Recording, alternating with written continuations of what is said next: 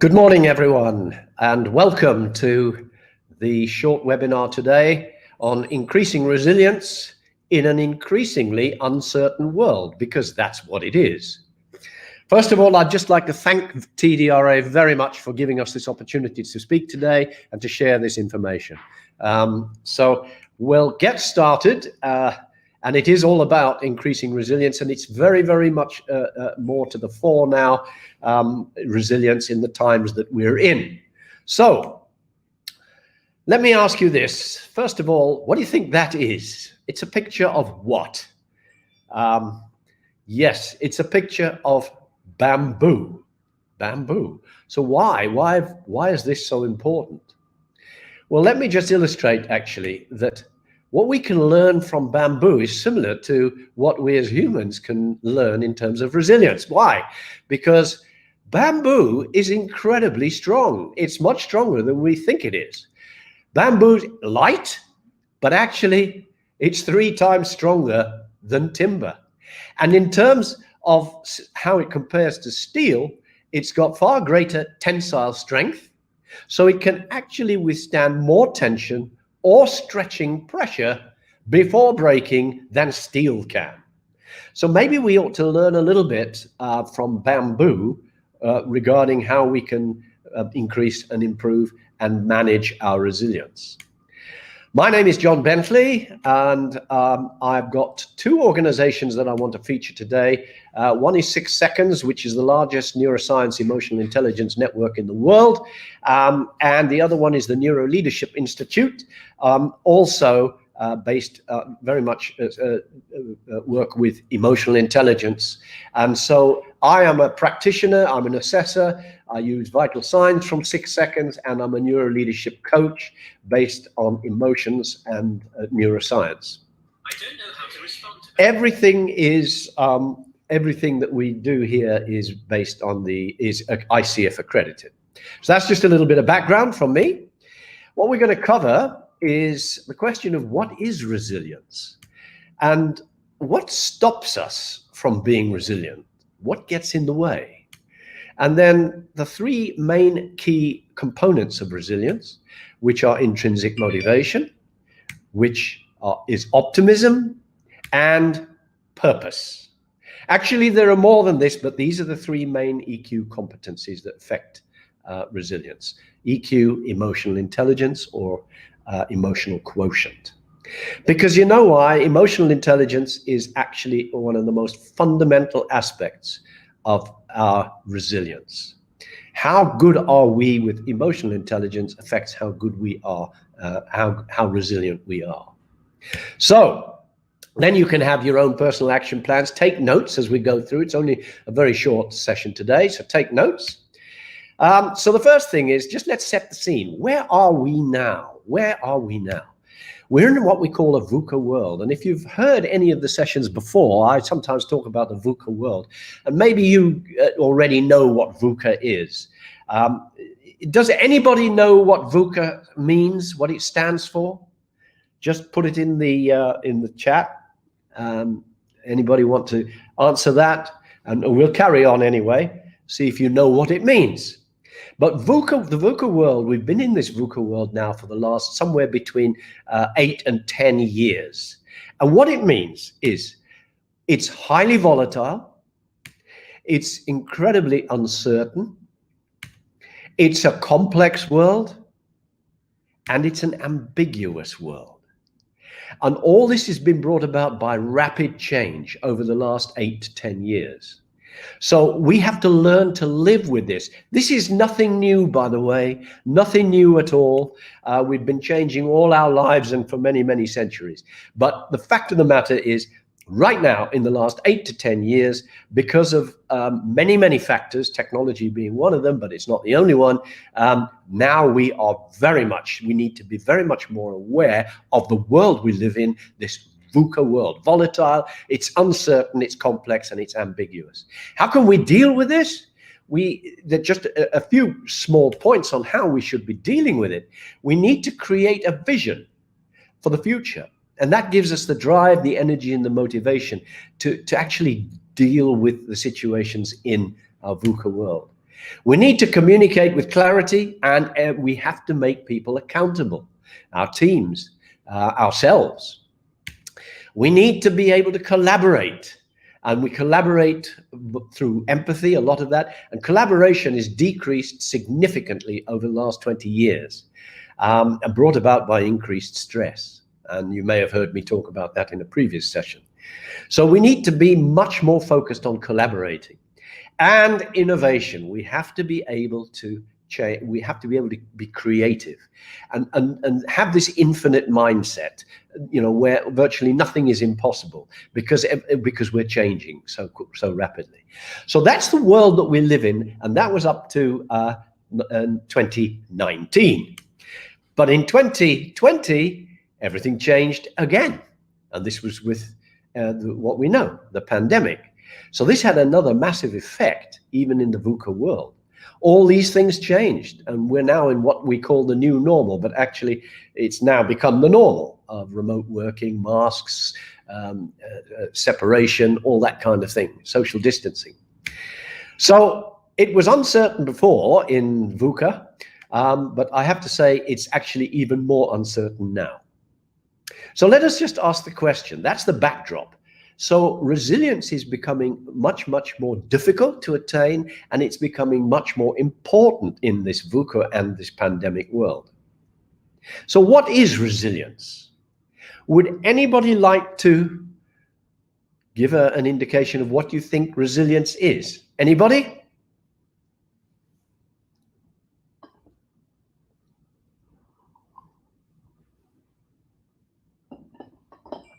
No? Okay.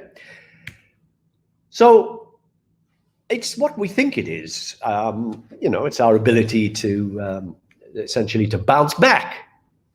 The ability to bounce back from stressful or challenging experiences. Now we know that some people have more capability to bounce back than others. It depends where you are on the scale, and the scale goes from essentially from flight, fight, and freeze. What are you going to do? Are you going to fight this, or are you going to fly away from it and be in denial, or are you just going to give up, freeze? That's what we're talking about in the current situation.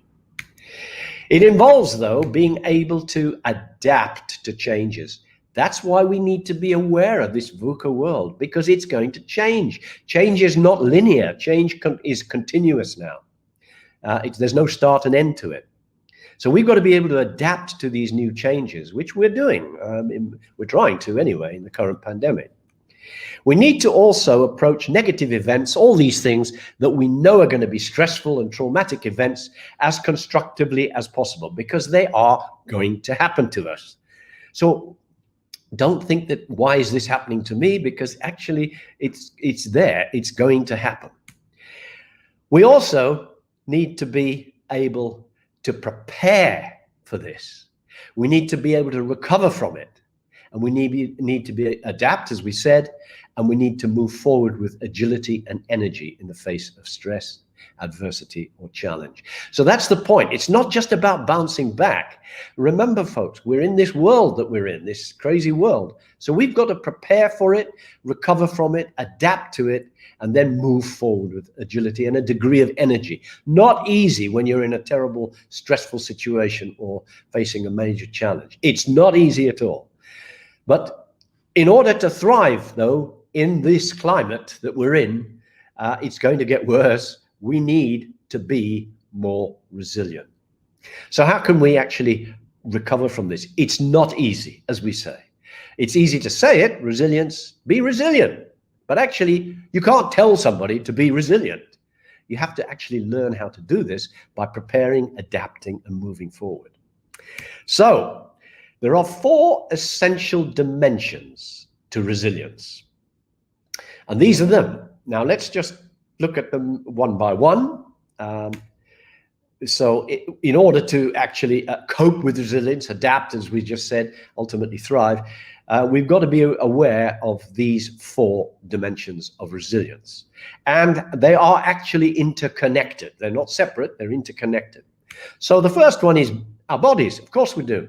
We have to protect our bodies, both physiologically and, of course, with trying to increase our energy and well-being. That means eating correctly, exercising maybe. It means sleeping okay, getting the right amount of sleep, and don't give ourselves a body abuse, essentially. Protect ourselves. Next one is emotions. And that starts actually with being self-aware. So be aware of yourself, and then the more aware you are of yourself, the better chance you will have of being aware of others' feelings, and then communicate that with empathy, compassionately. We need, of course, to be able to think of how are we going to get out of a situation. So we've got to problem solve.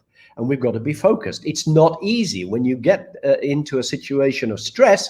Your vision narrows significantly down to the minute task, and so you don't always see the big picture. But you need to be able to do that. Critical thinking and problem solving, and of course, ultimately, we need to be what we call intrinsically motivated, which we'll cover, but we need to have a pathway to the future. We have to have a clear direction. And we'll have a little talk about purpose, because that's not easy either, as we know. So these are the 4 dimensions. Now, if we look at them in terms of how they stack up, and how we should essentially quantify them, then it's like this. It doesn't add up exactly. That's because of the rounding. But basically, it is our body is 30% of us. Emotions drive our resilience 24%, purpose 24%. The mind is either 22% or 23.5 or something like that. But so it's fairly split in emotions, purpose, and mind.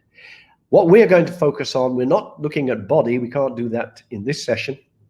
But we're going to look at the other 3, actually, and see how they interconnect. So where are we now on the resilience scale? I'm going to give you a little bit of a questionnaire. Get some pen and paper, and answer the questions as they come up now on the screen. So all you need to do is you either answer 1 for strongly agree with this statement on the left, 2, disagree, 3, you neither agree nor disagree, 4, you agree, and 5, you agree strongly. So go through each one of those questions. The first one, I tend to bounce back quickly after hard times. Answer that. Do you strongly agree, disagree, neutral, whatever?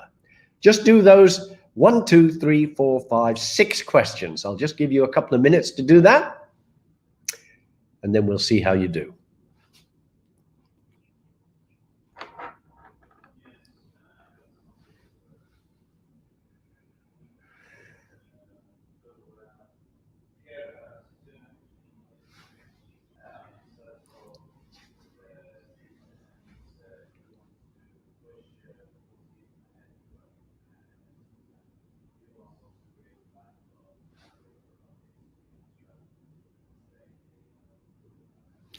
Another minute.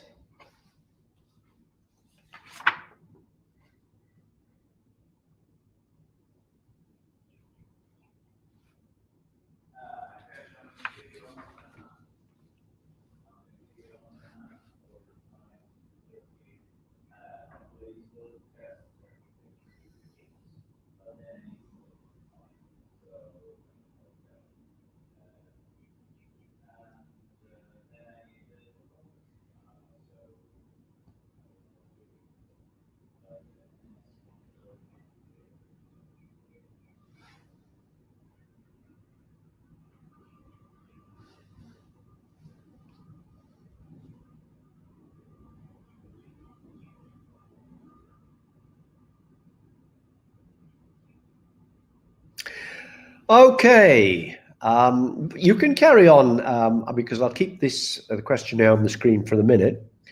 But let's just have a look and see how you might have scored on this. So if we look at it now from the point of view of the 6 questions there, if you scored somewhere between 6 and 10, because you need to add them up, of course.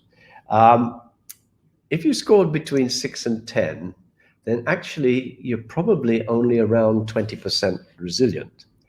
11 to 15, 40%, we're getting there. Now 16 to 20%, 60%, that's probably where most people are, by the way, or very often. If you can actually, if you've answered the questions and you get 21 to 25, then you're at 80%. And nobody's at 100%, but theoretically you could be, but you could be somewhere between 26 and 30 if you are mastering this pretty well. The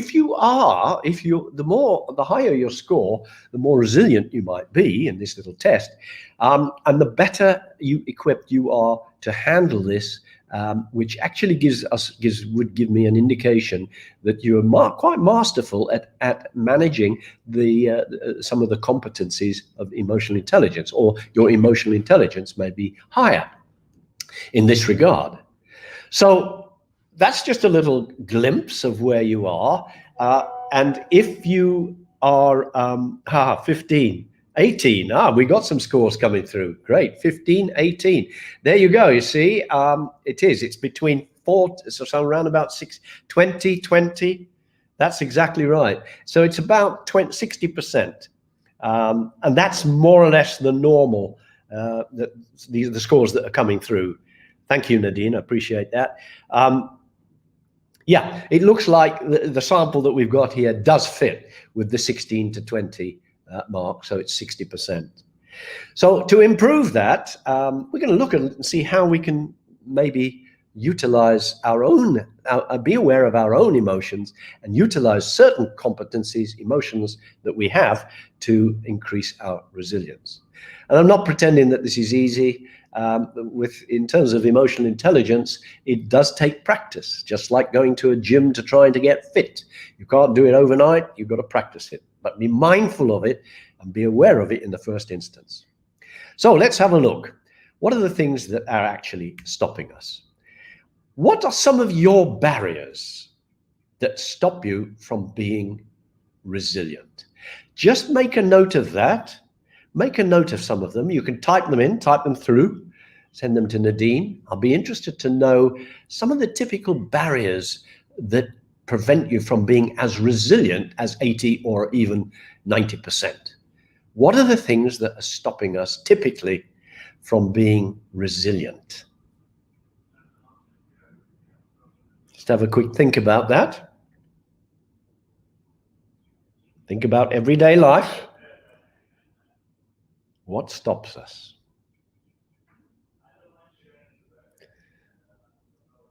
And interestingly, one person, anyway, got a score of 21. So that's coming up into the other bracket of 80%.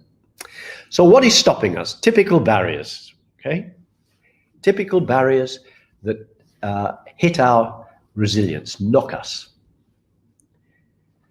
Here's what I found. Empathy. Exactly. That's a really good one. Empathy. We're going to cover that. It is absolutely true that one of the the aspects of our EQ that gets affected mostly under stress is empathy. That one tends to be forgotten essentially when we're very, very stressed, and basically because stress removes it. So stress comes into, of course, resilience. So empathy is a very, very strong one, of course. Stress, Nadine, yes. Stress, of course, stress. And what is going on there is that very often, as the lady MF said, or whoever answered that one, empathy. Empathy is a huge component of stress. And the more stressed we get, the least we focus on empathy, because we become task-driven. Okay, let's have a look at this. So can we actually break through some of these resilient aspects? So I mentioned before that some of the major factors, and remember those 4 dimensions that we talked about before. So this is really about covering those 3, not body, but the other 3, the mind, the emotions and the purpose. So let's have a look at this. Intrinsic motivation, that gets knocked. Our optimism suffers. And ultimately, potentially even our purpose. Remember, we're living in this VUCA world and where it's uncertain. So people then become uncertain about direction. So we'll have a look at that. Let's first of all now look at engaging intrinsic motivation. We have to first of all understand, what is this? What is intrinsic motivation? Essentially, we've got two major types of motivation. One is intrinsic and one is extrinsic. We'll have a look at them. So just look at this though. You know, we know about Michael Jordan. He's very, very famous. The guy was never even picked for his team. I'll show you a short video shortly. But this is what he said. He's missed more than 9,000 shots in his career. And he's lost 300 games, and 26 times he's been trusted to take the winning shot and missed. But the reason he's been successful is because he says, I've failed over and over and over again in my life. Now that is resilience. That is motivation. So have a look at this little video about Michael Jordan. We all know Michael Jordan is the greatest basketball player of all time, with numerous accomplishments including 6 NBA championship titles and 14 NBA All-Star awards. He single-handedly dominated the game of basketball. Although he remains today a 5-time MVP and a 10-time NBA scoring champion, Michael Jordan's road to glory wasn't so easy. When he was a sophomore in high school, Michael Jordan was denied the last spot on the varsity team. From then on, he became motivated to prove the varsity coach that he had made a huge mistake. During the rest of his high school years, Michael Jordan woke up at 6 o'clock every morning to work on his free throws in the school gym. When he wasn't practicing, Michael Jordan was beating the older kids from his neighborhood in a local pickup game. Even after he eventually made the varsity team the following year, Michael Jordan continued to work hard at every aspect of basketball. He maintained his great work ethic all throughout college at North Carolina, and then into the NBA when he was drafted by the Chicago Bulls. In his autobiography, Driven from Within, Michael Jordan demonstrates how intrinsic motivation was the only reason for his success. His primary goal was to prove himself, as well as everyone else, that he was worthy of his accomplishments. Although Michael Jordan failed multiple times throughout his career, he never gave up, and that is how he came to be as the man we know today. Intrinsic motivation does not only apply to high-performing athletes, it applies to everyone around the world. Even here at Lake Forest High School, people are experiencing the power of intrinsic motivation. Whether they know it or not, every student has their own inner drive to succeed. Either it be in the area of athletics, academics, or something else, students are naturally seeking improvement and growth. They are always searching for a positive approach towards life that sustains values of self-fulfilling achievement. Nevertheless, intrinsic motivation has yet another meaning. Not only does it refer to an inner drive to succeed, it also refers to doing things simply because you enjoy them. Why do you think people do exotic things such as skiing, or surfing, or mountain climbing, or skydiving? Why do you think people relax at the beach or sit around a campfire? It doesn't increase their social status or earn them any money. So why do they do it? The answer is people do these kinds of activities because they're fun and provide a sense of simplicity and excitement. Therefore, intrinsic motivation is key in making people realize that money can't do everything. Whether it may be an inner drive to succeed or doing things exclusively for enjoyment, intrinsic motivation plays a crucial role in all of our lives. It is what makes us wake up every morning. It is what makes each and every one of us unique. It is what makes us want to achieve something greater. It is what makes us want to become better and improve ourselves. It is what makes us want to direct our own lives. It is our sole inspiration.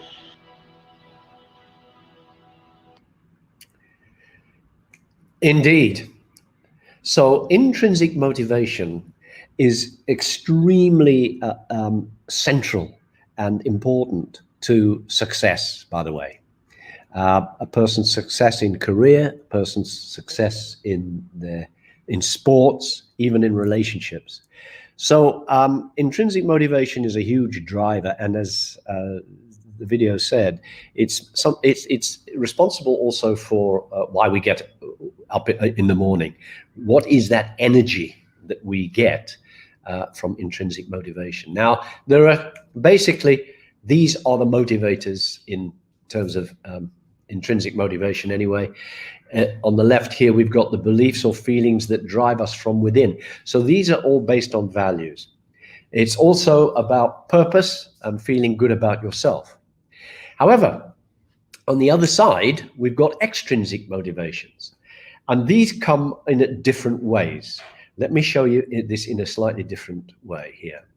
So the drivers that are responsible for moving us forward, by the way, we said extrinsic motivation. Now, what do you think that picture is trying to illustrate there? Because this is extrinsic motivation, extrinsic motivation. And what this is, there are two forms of extrinsic motivation. The first one is this picture, which is essentially threat. If you don't perform better, we're going to have a different conversation. If you don't turn up to work on time, then you're going to have a conversation with HR or whatever it happens to be.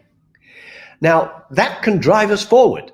There's no question of that, because sometimes this type of threat, this extrinsic motivation threat, is what some people need. So it's not all bad, and maybe it's a wake-up call. But if it's continuous, then that's a different story altogether. Then that starts to hit us, and that starts to wear down our resilience. Now, what's this one? What do you think that one is? This is also extrinsic motivation. Anybody got any ideas? Well, yes, it's reward. It's money. And so the two major forces, drivers of extrinsic motivation, one is a threat and one is a reward. So if I can give you the example that the biggest, I think the most purposeful reward that we get in life is that we come to work to get paid. That actually is an extrinsic motivator. Now, hopefully when you're at work, you enjoy it. That's different. That's different. But the reward for this is the fact that we get paid. And to all the leaders, all you leaders out there, or even non-leaders, but when you're discussing matters with your colleagues and so on, we have to remember that some people require reward to get them to the next step in their whole resilience. It's fundamentally important. We all want, by the way, we all want recognition of some kind. All of us do. But it's the degree to which we depend on that recognition. And as somebody said, accomplishment, yeah, reward, good, either coming through now, yes. This is what we're talking about. Some people depend on rewards or recognition more than others. That's not necessarily a bad thing, okay? Because some people, it might be a confidence issue. It could be an experience matter. So somebody who's just learning, they need to know that they're doing it right. So it's important as leaders and colleagues and so on to give people recognition when it's deserved, and some people need it more than others. As they gain more confidence or as they become more experienced, often, then the need for that extrinsic motivation reduces. It's not always the case. Some people will always want it, and it's not a bad thing. You have to recognize that. Now, if we look at the other side, this is intrinsic motivation. What do we think that is? What do we think that is? That is all about our inner self, as the little video clip said. It's about our values, basically, internal values. What do we get fulfillment from? And actually, somebody answered by saying accomplishment. Accomplishment is, you're right, it can be an extrinsic reward if you're looking for recognition. But actually, if you've just skied down a mountain that is extremely steep, and you've gone there extremely fast and you've managed to get down the bottom, then that's an accomplishment. And that is actually based on your internal values, what you get fulfillment from. So the important thing here is we can get our energy extrinsically, but the best, most positive form of energy, motivational energy, is from our intrinsic motivation. So we all have to deal with these kind of things on the left here, threats and rewards and all sorts. We have to deal with it. It's daily occurrences. Now, as long, and so that we sometimes have to do stuff that we don't really enjoy doing, but we do it because we get paid. As long as this aspect, extrinsic motivation, is maybe less than 25% or less, then that's okay. We've got 75% of our energy coming from our internal values, our intrinsic motivation. If it's the other way around, then we've got a problem. Then we are actually going to be, our resilience is really going to be affected. So that a little bit of information there back there, you can consider how in your own life, how you are being motivated. I'll share with you a secret. Yeah, I sometimes am when we do very, very much more detailed studies on a person's intrinsic motivation. Sometimes we find that actually extrinsic motivation is driving us significantly, and that's because we constantly, and in my case, constantly trying to achieve. So it's never good enough. It's never good enough. So that's a form of extrinsic motivation because we're trying to reward ourselves. But the strange thing is that actually does propel us forward. As long as we get more value, though, more motivation based on our intrinsic motivation, then that's okay.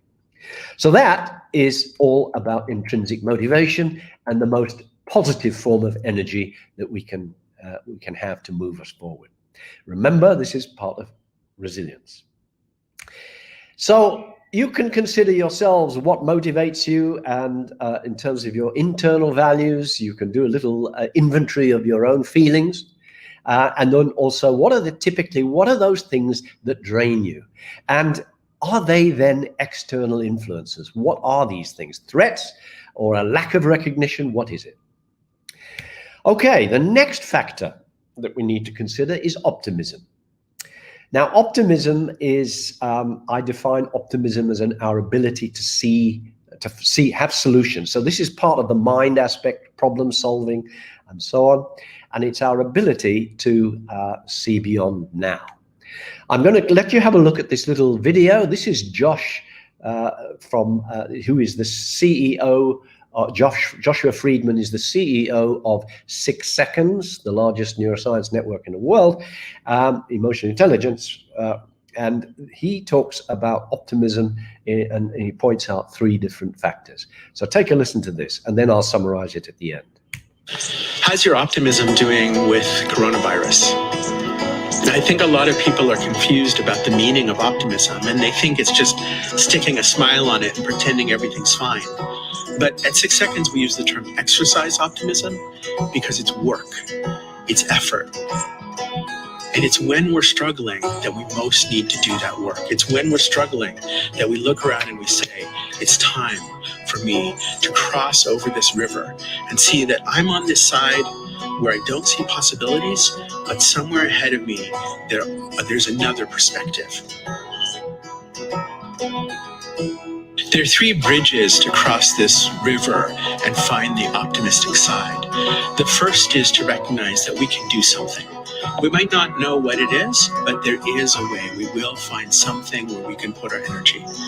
The second is that while there are many problems and there's a lot that's affecting us in a negative way, not everything is affected. And the third is that time is passing and the future will be different.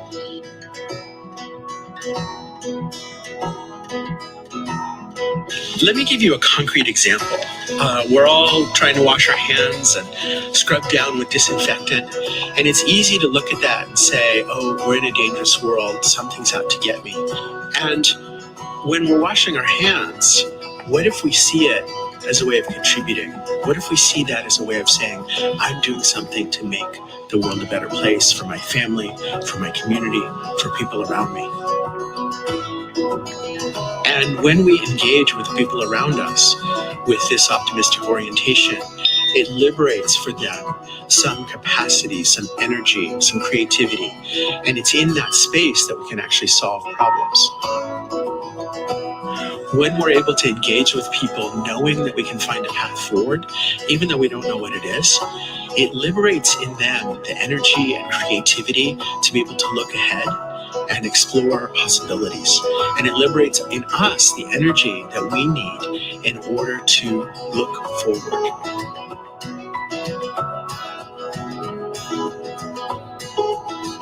When we're in a challenging circumstance, our vision often narrows. We get very focused on what's wrong, and we lose energy. And it's like this heaviness drags us down. And I've been there. And the answer is to cross these bridges, one little step at a time. There is a way forward. There are places that things are going well, and time is passing. It's going to change. Colin Powell said, optimism is a force multiplier. There's a ripple effect as you're able to have this conversation with people around you, with empathy, with openness, with directness, to be able to say, I know that we're struggling and we will find a way through it.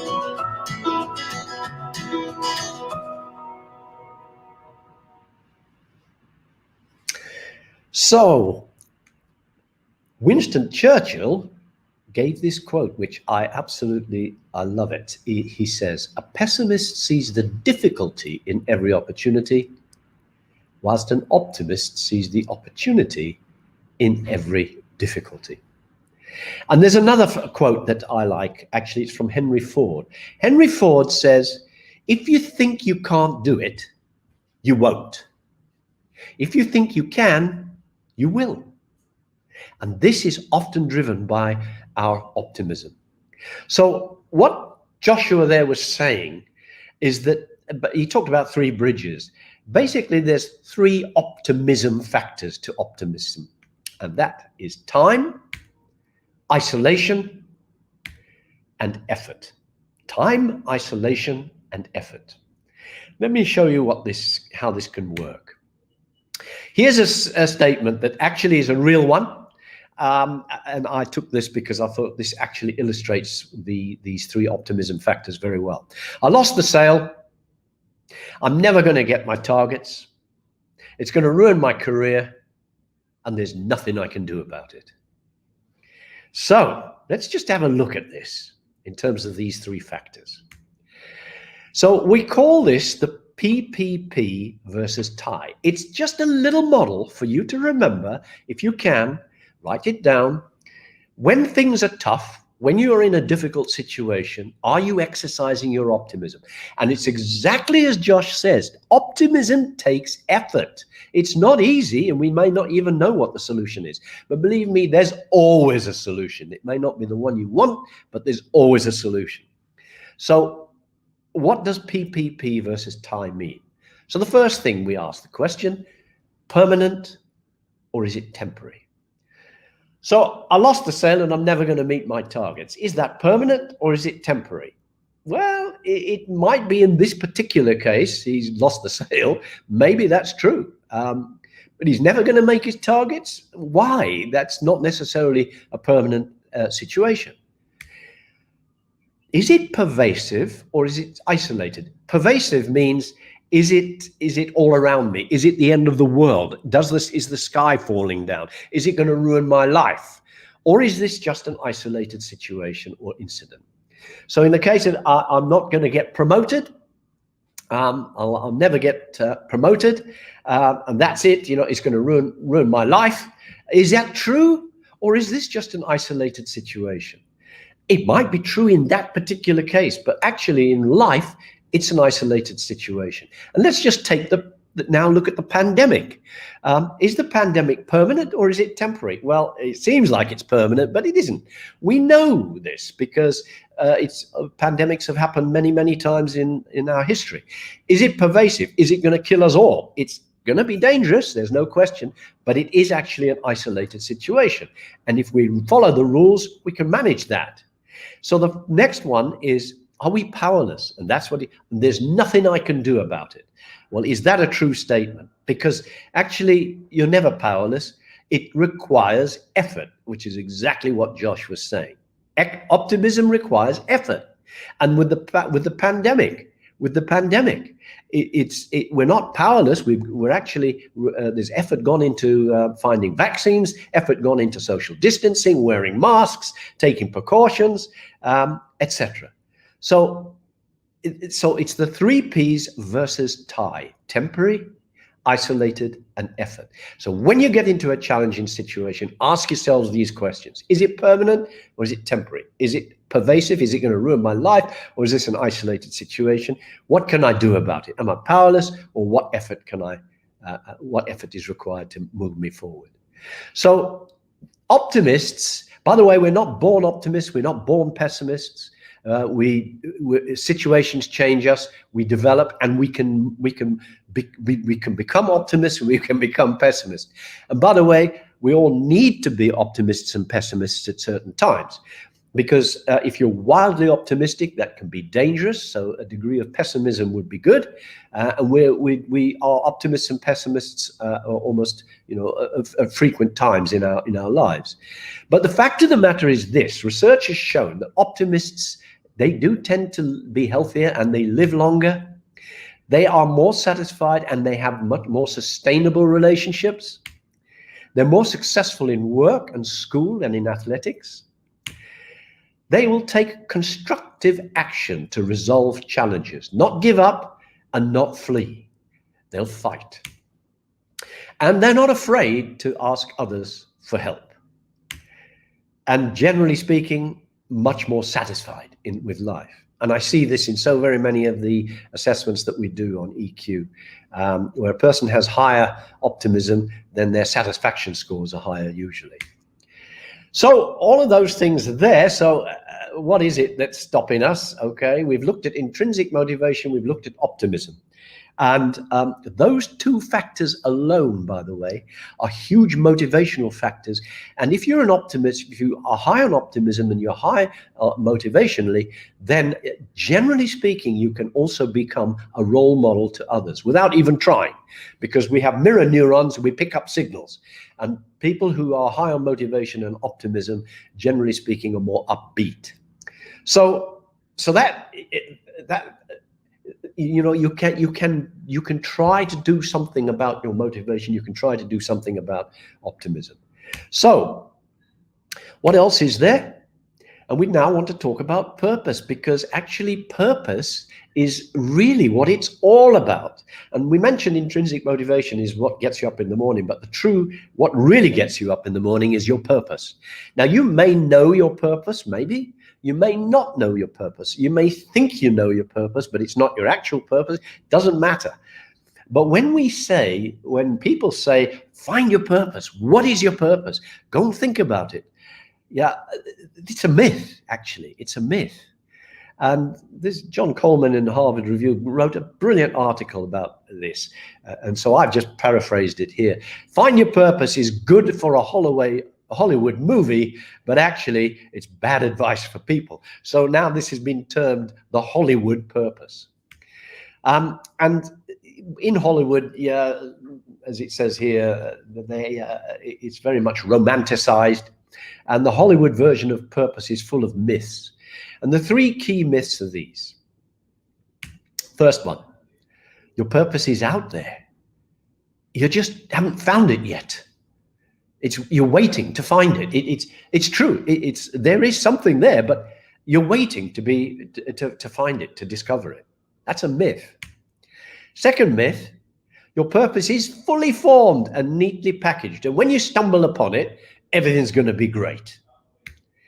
And that's what it says. So once you've discovered this purpose, everything else falls into place. These are myths. And they're myths because, do you think that your passions as something that you find or you develop? Answer that question. Just what do you think?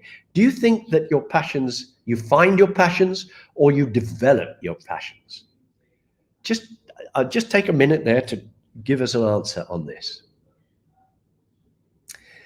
Do you think your passions in life, you find them or do you develop them? Maybe it's a little bit of a trick question, but actually it has meaning.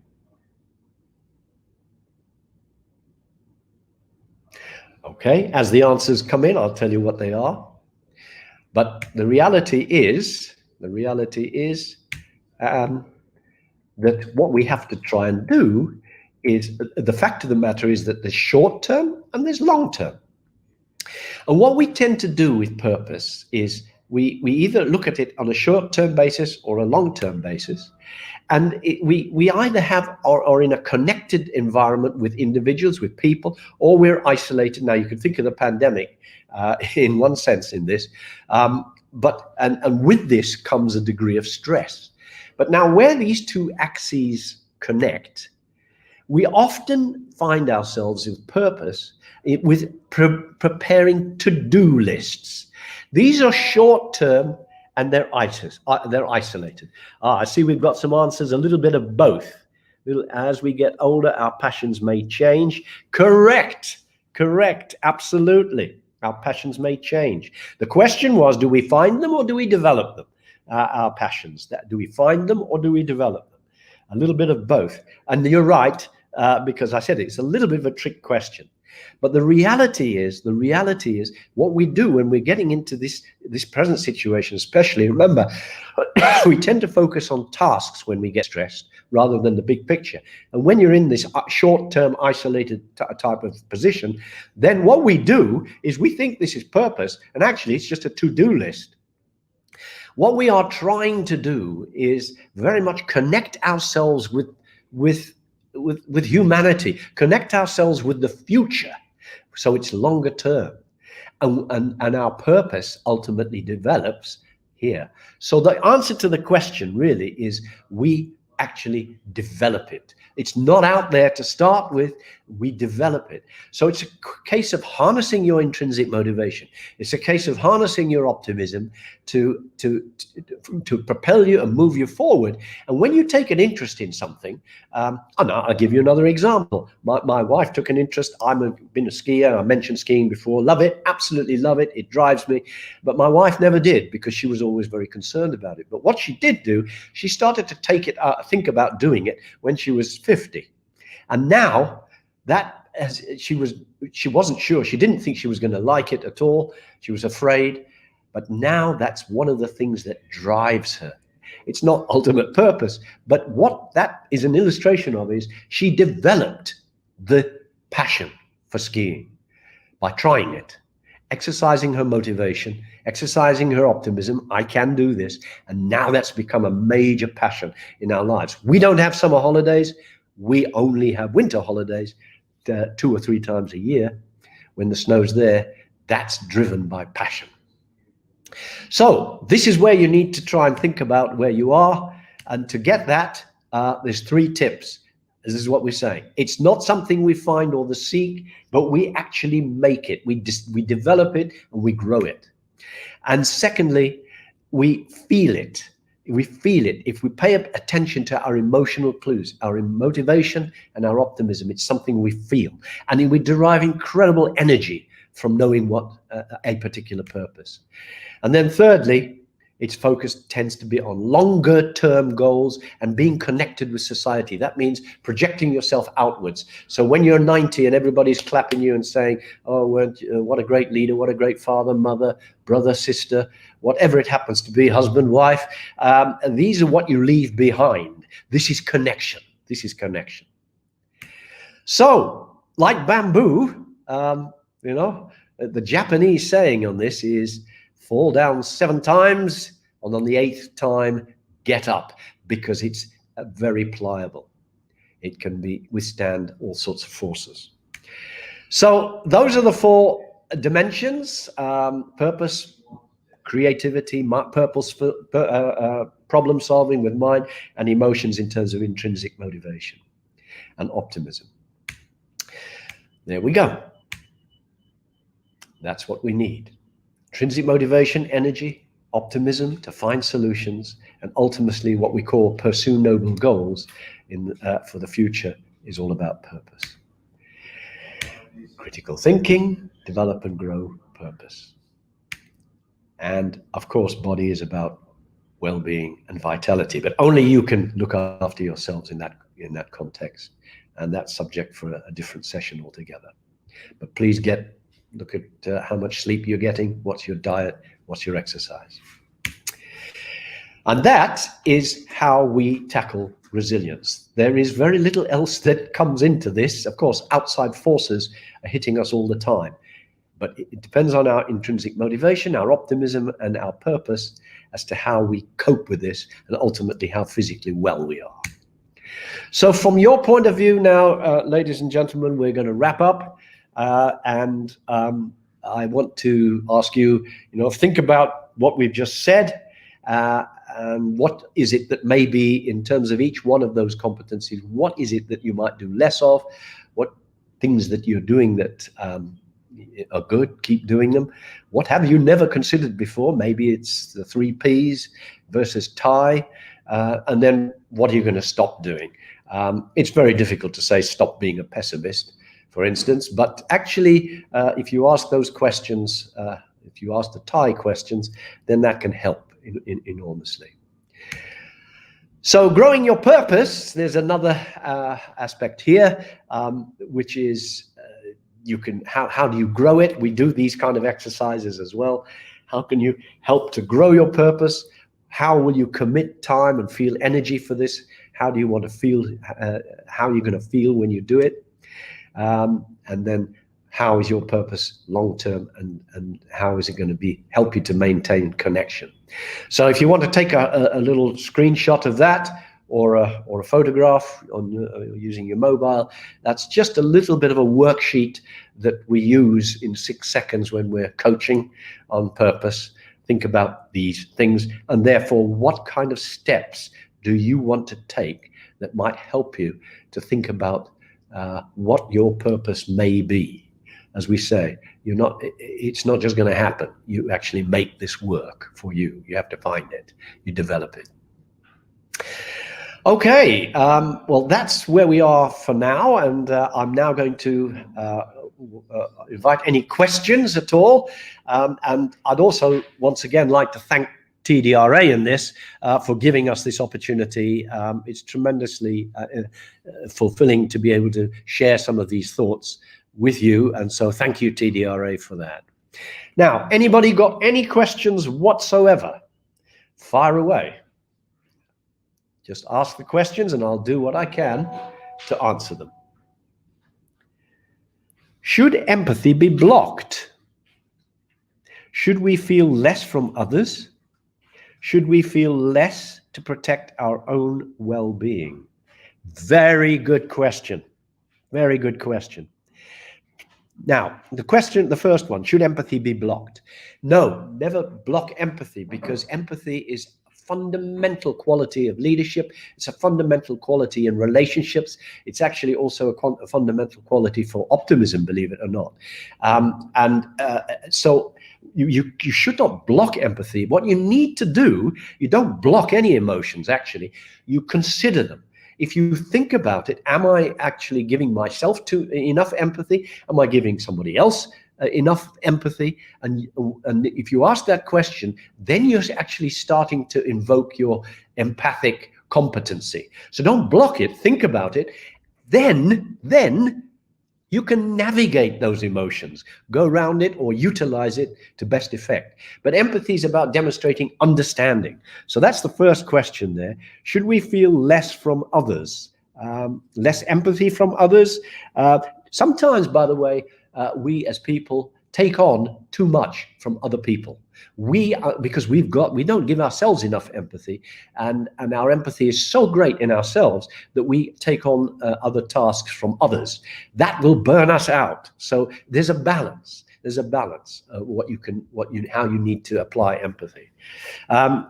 Should we feel less to protect our own well-being? No, you need to feel and understand it and use it.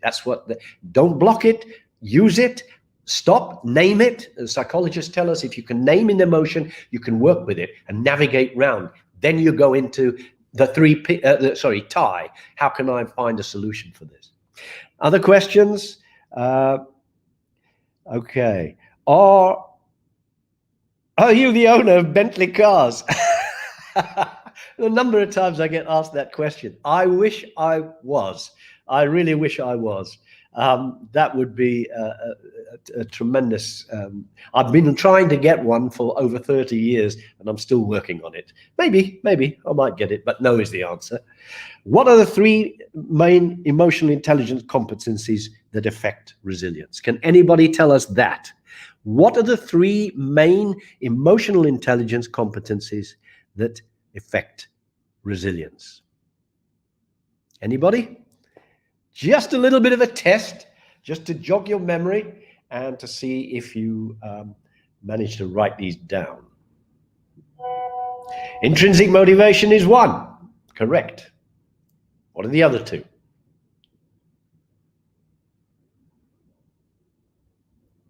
We've got one.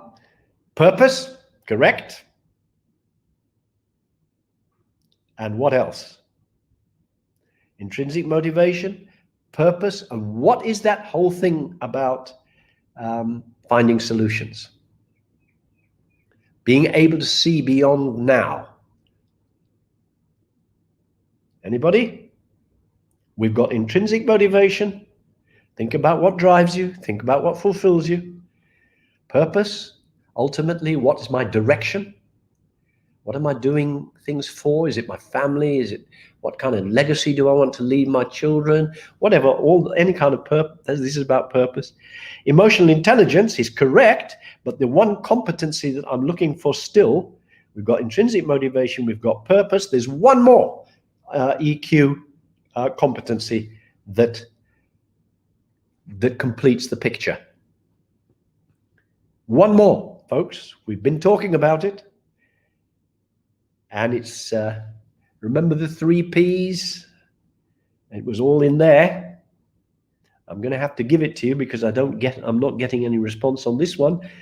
We've got the first 2. And of course, somebody has said emotional intelligence. Correct, absolutely. And of course, there's a lot more competencies in the whole aspect of EQ than just the 3 that we've talked about. But and they all play a part. But the 3 main ones in resilience are intrinsic motivation, purpose, and I'm going to tell you, it is optimism. Optimism, and the full description is actually exercising optimism, because we need it takes effort to do it. We're almost up. I'm going to ask you one more question. If you've got a challenge, and you are having a tough, somebody said, Nadine, you said saying satisfaction. It's actually, it is, satisfaction comes into it, but it's not. The 3 main EQ competencies are intrinsic motivation, optimism, and purpose. If you're high on all of that, certainly intrinsic motivation and high on optimism, then you are also a highly motivated person, upbeat person. People look up to you, people will turn to you, and very often you can be a role model to people. And then finally, it's purpose. Diet is important. A deprived body of, absolutely. We didn't talk about that in a great amount of detail, but that was the 4th dimension.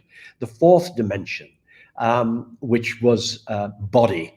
And so completely right. Diet, sleep, you can. It's just that we didn't focus on because that's a physiological thing.